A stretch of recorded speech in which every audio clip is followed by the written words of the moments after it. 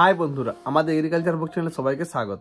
আজ আমি আলোচনা করব আলুর শেষ স্প্রে, মানে আলুর ধরুন প্রায় যাদের 70 থেকে 75 দিন বয়স হয়ে গেছে, কিন্তু এখন চিন্তার বিষয় যে লাস্ট স্প্রে কি করবেন বা কেন করবেন। কোনো নেমন্তন্ন বাড়ি খেতে যান, ধরুন বিয়ে বাড়ি গেলেন কি অন্নপ্রাশন্ন বাড়ি গেলেন, সেখানে আপনাকে মাছ মাংস, হয়তো মাংস পেট ভরে খাওয়ালো বা মিষ্টি পেট ভরে খাওয়ালো, মাছও পেট ভরে খাওয়ালো, কিন্তু শেষ পাতে আপনার কি বলুন তো, যদি চাটনি পাঁপড় দই না দেয় আপনার কি মনে হবে? এত খাওয়ানোর পরও মনে হবে খাওয়াটা হয়তো মন পরিপূর্ণ হলো না। সেই রকমই আলুতে আপনি এতদিন পর্যন্ত ধরুন আলুতে ধাসার ওষুধ ম্যানকোজেব, ডাইমথ্রোপ, কাস্টোডিয়া বা আপনার ভিটামিন পিজিআর, ইসাবিয়ন, লিওসিন, ফ্লেমভার্জ, মানে যে কোনো ওষুধ তো সবই দিয়েছেন, মোটামুটি আর বাকি কিছু রাখেননি, যা ওষুধ ছিল সব দেওয়া হয়ে গেছে। সেরকম এখন শেষে কোন স্প্রেটা না করলে নেমন্তন্ন বাড়িতে যেরকম আপনার পাঁপড় চাটনি দই না দিলে যেমন খাওয়াটা অসম্পূর্ণ থেকে গেছে, সেরকমই আলুরও সে স্প্রেটা যদি না করেন অনেকটা ক্ষতি হয়ে যেতে পারে। এতদিন পর্যন্ত যেসব স্প্রে করেছেন সেটা সম্পূর্ণ আলু গাছের জন্য, কিন্তু শেষের যে স্প্রেটা হবে সেটা মূলত আলুর জন্য। এবারে আলুর জন্য সে স্প্রে কি? গাছের বয়স প্রায় 70 থেকে 75 দিন, আর কতবার মাঠ যাবেন? আর তো মাঠে স্প্রে করতে গিয়ে লাভ নেই, কারণ এবারে শেষ সময় যে স্প্রে করবেন কোনো একটা দামি ফাঙ্গিসাইড, সিস্টেমিক ফাঙ্গিসাইড, যে ফাঙ্গিসাইডটা ব্যবহার করলে মোটামুটি ধরুন 15 দিন থেকে 20 দিন পর্যন্ত আর ধাসার ওষুধ আপনাকে দিতে হবে না। যদি বলেন কেমন হয়, কাস্টোডিয়া 25 ml দিলেন, কারণ কাস্টোডিয়া দিলে লেট বাইট যেটা হয়, মানে গাছে হলুদ টপ টপ দাগ পড়ে টিপ টিপ, সেগুলো আর হবে না। আর আপনার ধরুন কি বলুন তো, ডাটা পচা, এগুলো ডাটা পচা কিন্তু গাছ বয়সে গেলে অনেক সময় হয়ে যায়, সেটা বয়সের কারণে হয় বা গরমের কারণে হয় বা ধাসার কারণে হয়, তার জন্য আপনি কাস্টোডিয়াটা ব্যবহার করলেন। বা দামি কেউ অ্যাক্রোবেট বা ডাইমোথ্রেপ, অ্যাক্রোবেট, ট্যালন, লোরিট বা কিকেট যে কোনো একটা ট্যাঙ্কিতে 15 গ্রাম করে ম্যানকোজেবের সাথে ব্যবহার করলেন, তাতেও মোটামুটি 10-15 দিন আপনাকে দেখতে হবে না, মানে মোটামুটি 75 দিন থেকে 90 দিন পর্যন্ত আর কোনো ধসা লাগার সম্ভাবনা থাকবে না। অনেকেই নানা রকমের ভিটামিন বা পিজিআর ব্যবহার করেছেন, কেউ ফল বাড়ার জন্যে, কেউ গাছ বাড়ার জন্যে, যে যেটা পেরেছেন ব্যবহার করেছেন, তাতে কোনো অসুবিধা নেই। কিন্তু শেষে এমন কোনো ভিটামিন বা পিজিআর যেগুলো দিলে আপনার 7 থেকে 10 দিনের মধ্যে আলুটা দ্বিগুণ বাড়ে, সেই ভিটামিনগুলো কিন্তু এখন ব্যবহার করতে হবে। যদি বলেন কেন, এইসব ভিটামিন দিলে গাছের কোনো প্রভাব পড়বে না, মানে আগে যদি এই ভিটামিনগুলো আগে ব্যবহার করতেন, অনেক ক্ষেত্রে কী হয়, গাছ বসে যায়, কারো ফল পচে যায়, ফল ফেটে যায়, অতিরিক্ত বড় হয়ে যায়, গাছ মরে যায়। কিন্তু শেষে যখন আর ভিটামিন বা পিজিআর ব্যবহার করবেন না, তখন আপনি যে কোনো ভিটামিন বা পিজিআর ব্যবহার করতে পারেন। 7 দিন পরে গাছটা যদি মরেও যায়, সেক্ষেত্রে কিন্তু আপনার কোনো ক্ষতি হবে না, কারণ আলুর যা সাইজ হওয়ার মোটামুটি 80 দিন থেকে 90 দিনের মাথায় হয়ে গেছে। তাহলে এখন আপনি ভিটামিন বা যে পিজিআরগুলো ব্যবহার করবেন, যে ভিটামিনগুলো খুব কম টাইমের মধ্যে আলুটা বাড়িয়ে ফেলে, সেই সব ভিটামিন বা পিজিআরই ব্যবহার করুন। যদি বলেন কেমন, 0050, মানে এটা হচ্ছে আপনার পটাশ, মানে যে পটাশ আমরা ব্যবহার করি জমিতে সেম এটা হচ্ছে আপনার স্প্রে করার জন্য পটাশ। 0050 এখন ট্যাঙ্কিতে 40 গ্রাম করে ব্যবহার করুন। ওভারডোজ হলেও কোনো ক্ষতি নেই, কারণ এখন শেষ সময় তো, এখন যদি গাছটা নষ্ট হয়ে যায় 50 গ্রাম দিন কি 30 গ্রাম দিন কি 40 গ্রাম দিন, তাতে কোনো প্রভাব পড়বে না। আর এবছরের যা ওয়েদার, তাতে একটা জিনিস অনেকেই ভাবছেন দাদা বরুণ, অত চিন্তা করার কোনো প্রশ্নই নেই। এবছর আলু ফাটার কোনো রকম সম্ভাবনা আমি দেখতে পাচ্ছি না, কারণ যে বছর দেখবেন বৃষ্টি হয়, মাটি নরম থাকে, সে বছর আলু ফাটে। এবছর মোটামুটি যদি 4 প্যাকেট আলু ফলাতে পারেন, তাহলে জানবেন যে আপনি খুব ভালো ফলন ফলিয়েছেন। আর যার আলু হয়তো 2 প্যাকেট 3 প্যাকেট হবে, তারা হয়তো চিন্তা ভাবনা করতে পারেন 4 প্যাকেট, মানে এবছর যারা মাঠের ভালো চাষি তারাই মাঠে 4 প্যাকেট আলু ফলাতে পারবেন। ভিটামিন বা পিজিআর, যদি ধরুন কেউ লিওসিন ব্যবহার করেন, এখন 75 দিনের পর লিওসিন ট্যাঙ্কিতে 40 ml করে ব্যবহার করবেন, তাতে কোনো ক্ষতি হবে না। অনেকেই হয়তো ভাবছেন যে দাদা লিওসিন দিলে কি আলু ফেটে যেতে পারে, না, সেরকম কোনো কথা নেই। আর ভিটামিন দিলে যে আলু ফাটবে সেটা মাটির উপরে নির্ভর করে।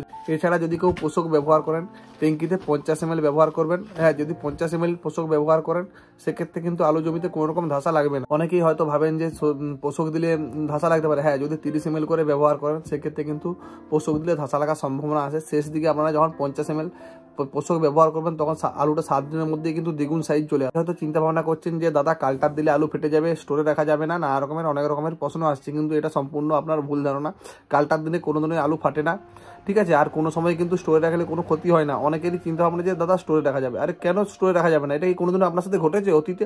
আপনি আগে দেখুন যে হ্যাঁ, আপনার অতীতে কোনোদিনও কালটা দিয়েছেন, আপনার আলু ফেটে গেছে বা স্টোরে পচে গেছে, সেটা তো অতীত হয়নি। মানুষ কে কি বললো সেটা থেকে কাজ নেই।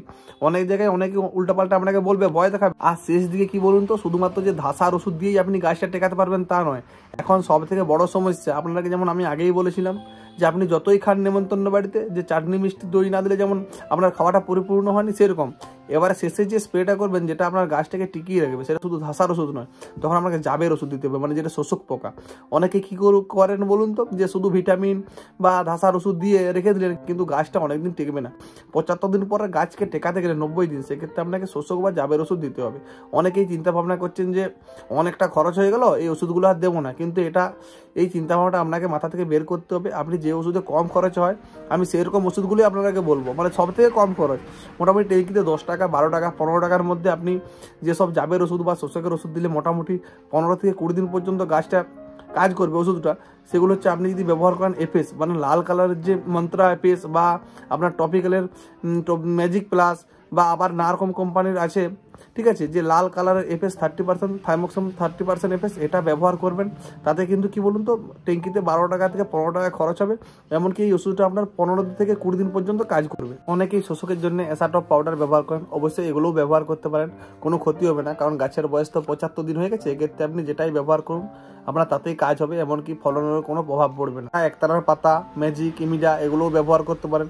হয়তো এর কাজটা কম দিন হবে, হয়তো অতদিন হবে না, দিন 4-5 হবে, কিন্তু আমি যেটা বললাম ওটাই ব্যবহার করুন, কাজটা সবথেকে কম খরচে অনেক দিন পাবেন। জন্য কি স্প্রে করবেন, কারণ আলুটা তো এখন সাইজে বড় হয়ে গেছে, এরপরে ধরুন গাছে যে সবুজ পোকা বা পোকাগুলো ছিল, সেই পোকাগুলো কিন্তু এখন মাটিতে চলে এসেছে।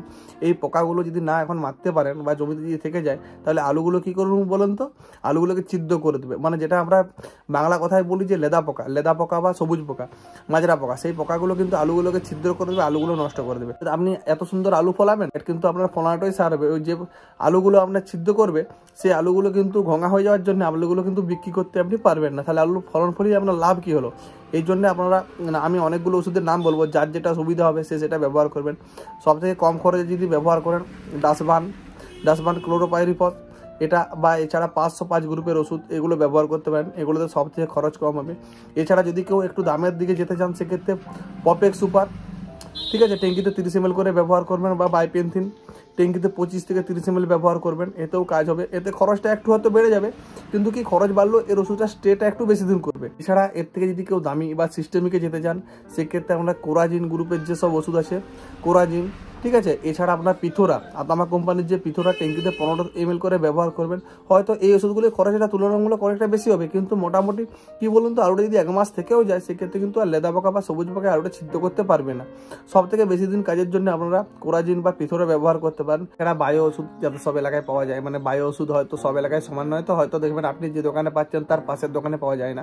মানে বায়ো বলতে গেলে কি, এগুলো কিন্তু সবুজ পোকা, মাজরা পোকার জন্য অনেক সময় কাজ করে। যদি বলেন কেমন, যেমন পোলার, রেস, কালসাপ, চিতা, টার্গেট, এগুলো এলাকা ভিত্তিক পাওয়া যায়, হয়তো আপনি যে দোকানে পাচ্ছেন তার পাশের দোকানে পাবেন, কারণ এর কোনো কেমিক্যাল ফর্মুলা লেখা নেই যে এর ভিতরে যে আসলে কি ওষুধ আছে, সেটা হয়তো আপনি জানেন না, কিন্তু এদের কাজ কিন্তু খুব ভালো হয়। অনেকেই হয়তো দোকানে, অনেক সময় দোকানে পাওয়া যায় না, হয়তো অনেকেই বায়ো প্রোডাক্ট অনেক জায়গায় বিক্রি বন্ধ, প্রশাসনিক বিভাগ থেকে উপর থেকে চাপ থাকার জন্য বিক্রি করতে পারেন না, কিন্তু এই ওষুধগুলো মোটামুটি কাজ ভালো হয়। অবশ্যই শেষে আমি যে ওষুধগুলো বললাম 3-4 রকমের, মানে ফল বাড়া, ধাসা, এমনকি জাপ বা সাদামাছি বা শোষক পোকা বা আপনার লেদা পোকা, এই ওষুধগুলো শেষবারে একসাথে মিশিয়ে স্প্রে করুন, কোনো ক্ষতি হবে না। হয়তো অনেকেই ভাববেন যে এতগুলো ওষুধ মেশালে কোনো ক্ষতি হতে পারে না, কোনো রকম ক্ষতি হবে না। এই 4 টাকা মিশিয়ে আপনি যাদের গাছের বয়স প্রায় 70 দিন পেরিয়ে গেছে, তারা স্প্রে করতে পারেন, কারণ এটাই আপনাদের শেষ স্প্রে হবে। এরপর আর কোনো স্প্রে করার প্রয়োজন নেই। এবারে জাস্ট আপনারা আলু মাটিতে খুলতে যাবেন 10-15 দিন পর। যাদের 4 থেকে 5 প্যাকেট আলু ফলন হচ্ছে, তারা জানবেন যে তাদের ফলন খুব ভালো হচ্ছে, তারা মন খারাপ করবেন না। এবছর ওয়েদারে মোটামুটি কী কারণ হয়তো বলতে পারছি না, এবছর আলুর ফলন তেমন একটা কোথাও ভালো দেখা যাচ্ছে না। ওই মোটামুটি 4 প্যাকেট 5 প্যাকেট ফলন হচ্ছে, এই নিয়েই মন শান্তি রাখুন, দেখা যাবে পরের বছর কি হয়। আর অনেকেই বাড়িতে শুধু খাবার জন্য আলু লাগিয়েছেন, যারা খাবার জন্য আলু লাগিয়েছেন, সেই আলুতে শুধুমাত্র যে মানে আপনি ফলন বাড়াবেন সেই মানসিকতা বাদ দিন। সেক্ষেত্রে শুধুমাত্র আপনারা প্লেন অ্যামাইনো অ্যাসিড ব্যবহার করবেন, কারণ অ্যামাইনো অ্যাসিড দিলে শুধু আলুর ফলন বাড়ে এমনটা নয়। অ্যামাইনো অ্যাসিড ব্যবহার করলে আপনার কী বলুন তো, আলুর স্বাদও বাড়ে। মানে খাবার জন্য আলু করলে সেখানে কাল্টার বা আপনার পোষক এগুলো দিয়ে অতিরিক্ত আলু বাড়াবেন না। এখানে প্লেন অ্যামাইনো অ্যাসিড 2 থেকে 3 বার ব্যবহার করুন, আর তাতে আলুর ফলনও বাড়বে, এমনকি আলুর টেস্টও বাড়বে। কোনো সমস্যা হয় আমার তো ডেসক্রিপশন বক্সে আমার কন্ট্যাক্ট নাম্বার দেওয়া আছে, তারা আমার সাথে যোগাযোগ করে নিতে পারবেন। ভিডিওটি শেষ পর্যন্ত দেখার জন্য অসংখ্য ধন্যবাদ। অবশ্যই নতুন নতুন ভিডিও পেতে গেলে আমার চ্যানেলটি সাবস্ক্রাইব করে রাখুন।